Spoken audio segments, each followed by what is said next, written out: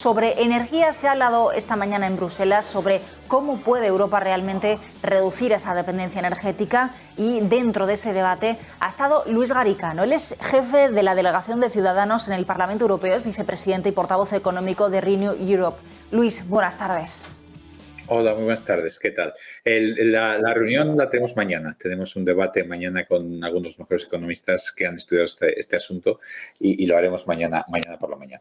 Vale, entonces esa reunión será mañana, me había confundido yo, pero sin duda esta cuestión energética va a estar en el centro del debate, va a estar encima de la mesa. La semana pasada teníais ese intenso Consejo Europeo, de hecho nuestra compañera Marta, que acaba de hablarnos, estaba allí en Bruselas haciendo el seguimiento y la cobertura de la actualidad, y se sigue debatiendo mientras tanto desde entonces de cómo favorecer esa desconexión energética, de reducir esa dependencia. Hay muchos temas encima de la mesa. Por un lado, lo que estamos viendo hoy sobre todo es ese protagonismo de Alemania y ese debate sobre responder a Rusia, de no se va a pagar en rublos el gas. ¿Dónde crees que va a ir ese debate finalmente? ¿Hasta qué punto Rusia podría tensar la cuerda y obligar efectivamente a que se produzca ese pago en rublos? ¿Cómo sería la situación?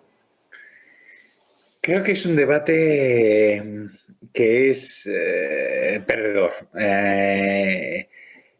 Vamos a conseguir como gran logro que le hemos doblegado a Rusia y en vez de pagarles en su basura de moneda, le pagamos en euro. Sinceramente creo que aquí Putin nos está engañando y no debemos dejarnos engañar. Es un debate falso, lo importante es no pagarle, ni en rublos ni en euros. El tratar el rublo versus euro como un gran debate, yo prefiero no. ¿Puede ser que esto nos lleve a que él se enfrasque en el rublo, nosotros en el euro y al final dejemos de pagarle gas? Podría ser, pero lo veo muy poco posible. Yo creo que es un debate ficción. El debate importante es, ¿nos desconectamos de la energía o no nos desconectamos de energía rusa? ¿Y de qué manera crees que va a seguir ese camino o esa intención europea de desconectarnos de la energía? Sobre todo, bueno, pues si tenemos en cuenta la postura de algunos países mucho más dependientes, por ejemplo, de esa energía. ¿Cuál está siendo realmente la conversación entre países en Europa para conseguir hacer esa desconexión? Porque la semana pasada también se anunciaba el viernes a bombo y platillo ese acuerdo entre Estados Unidos y la Unión Europea, pero claro, el porcentaje que va a cubrir el gas estadounidense es muy pequeño comparado con lo que todavía dependemos de Rusia. Efectivamente, es pequeño. Yo la conversación de los pasillos la veo evolucionar muy positivamente.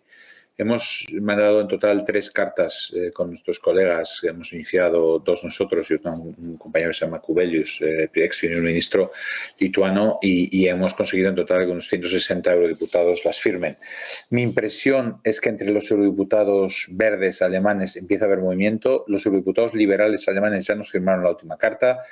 Yo creo que cada vez que la mandamos hay más gente y yo creo que está cambiando el debate, que realmente muchos europeos se dan cuenta de que esto de que la Realpolitik es estarle pagando la guerra a Rusia es erróneo. Eso no es Realpolitik. No hay ninguna guerra en la que uno le esté pagando sus armas al enemigo. Y la realidad es que hemos mandado 21.000 millones de euros a Rusia. La realidad es que desde que ha empezado la guerra, como pago del petróleo y del gas, y la realidad es que no lo debemos de seguir haciendo.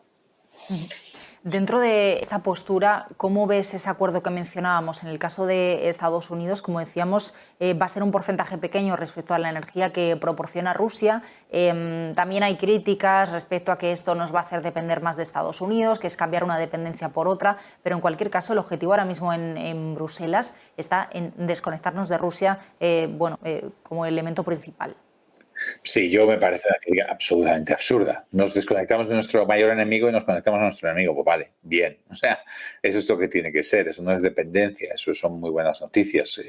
Ojalá lo hubiéramos hecho mucho antes, ¿no? Llevamos 20 años hablando de reducir la dependencia energética de Rusia y Merkel, como primera ministra, como canciller alemana, lo único que hizo fue incrementar esa dependencia. Creo que es un error. Y creo que cualquier cosa que vaya a debilitarla es una mejoría. Pero sinceramente no estamos haciendo lo suficiente. Hubo un momento en que Europa se lanzó a hacer cosas y hubo realmente un momento de esfuerzo, que fueron esos primeros 10 días de la guerra, cuando se vio que Ucrania iba a resistir.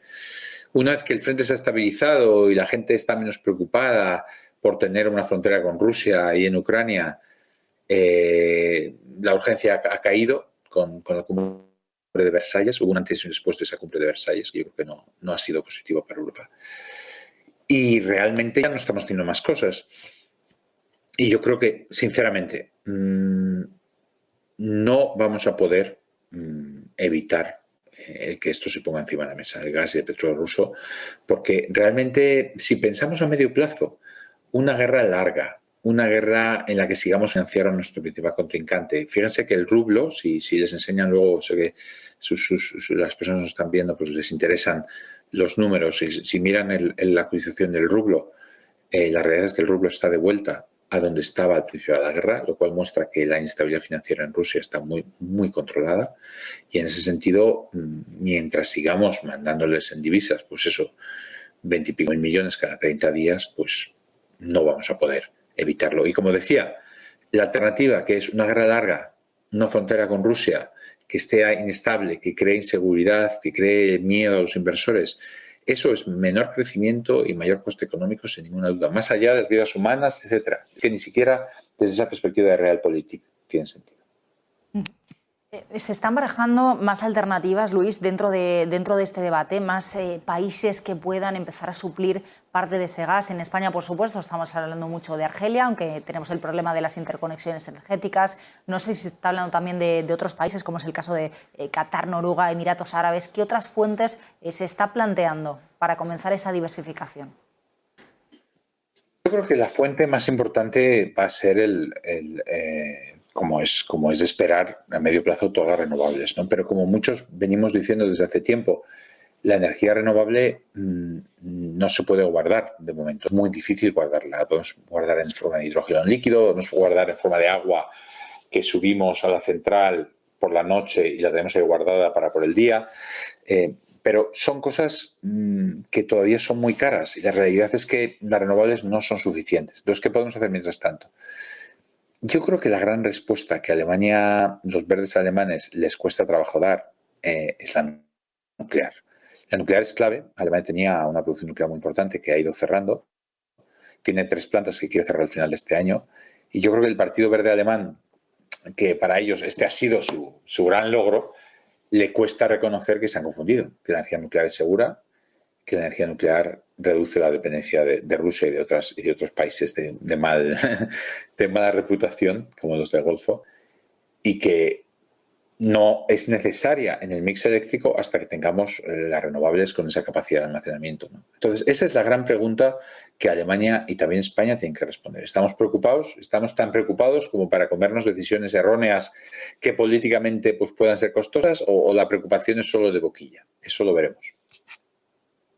Dentro de esa preocupación española, lo que se está dando, al menos de momento, en respuesta conjunta con Portugal, es, tras el reconocimiento la semana pasada de esas condiciones excepcionales de la península ibérica, es en una forma de desacoplar el gas o de topar el gas. Se está negociando todavía, tenemos que conocer más detalles. No han querido, de momento esta semana, la ministra Teresa Rivera, lo decía ayer en el Consejo de Ministros, hoy en el Congreso, no han querido pues entrar mucho en detalle. Ha habido incluso debate dentro del propio Gobierno sobre qué cantidad tendría que ponerse de tope a ese megavatio hora. ¿Cómo crees que puede salir esta propuesta conjunta de España y Portugal? ¿De qué manera permitiría realmente bajar o no bajar la factura energética? ¿Hay realmente un margen de maniobra importante después de esa cumbre europea la semana pasada? Yo creo que no. Yo he sido desde el principio muy escéptico, desde la propia noche del viernes, sobre que en esa cumbre el señor Sánchez consiguiera antes. Yo creo que era una cortina de humo para hacer las medidas que ha hecho el lunes, que las podría haber hecho antes, medidas equivalentes, mejores. A mí no me gustan las medidas del lunes, pero bueno, medidas que puedan reducir ese impacto de la gran factura eléctrica, que no las tomó y que ahora con esta historia que se ha contado en prensa de que en Bruselas le dieron permiso, pues las ha tomado. Yo creo que la cumbre del viernes por la noche no altera ni una coma del ordenamiento jurídico comunitario, no se ha decidido cambiar ninguna directiva, no se ha decidido cambiar ningún reglamento.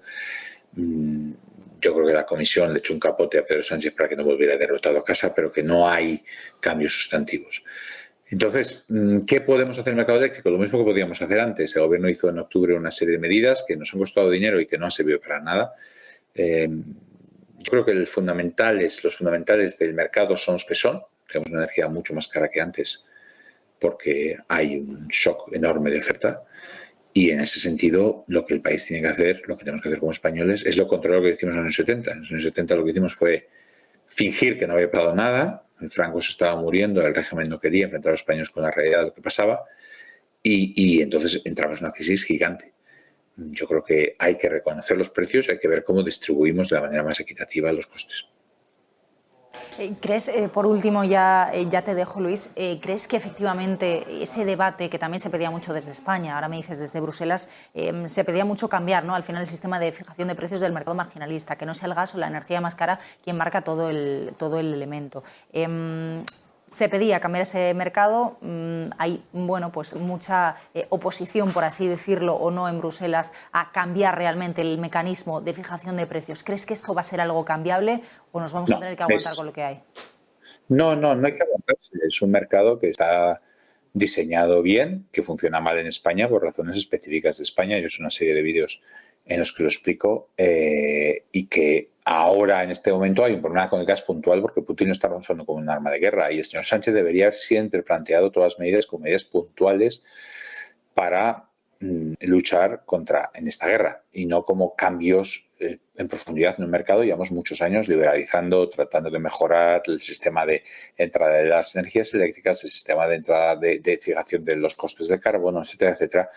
Y Europa no está por la labor de cambiar eso. Y en ese sentido, yo hubiera querido que la prensa de viernes por la noche dijera que no consiguió Sánchez, como comentaba, la lista de cosas que Sánchez quería, no que se inventaran una cosa que dijo la Comisión, 2 frases, que de repente España va a tener todo la libertad para hacer cosas que el ordenamiento jurídico europeo no le permite. Pues nos quedamos con ese mensaje. Luis Garicano, muchísimas gracias por atendernos esta tarde. Es un placer. De verdad, hasta pronto.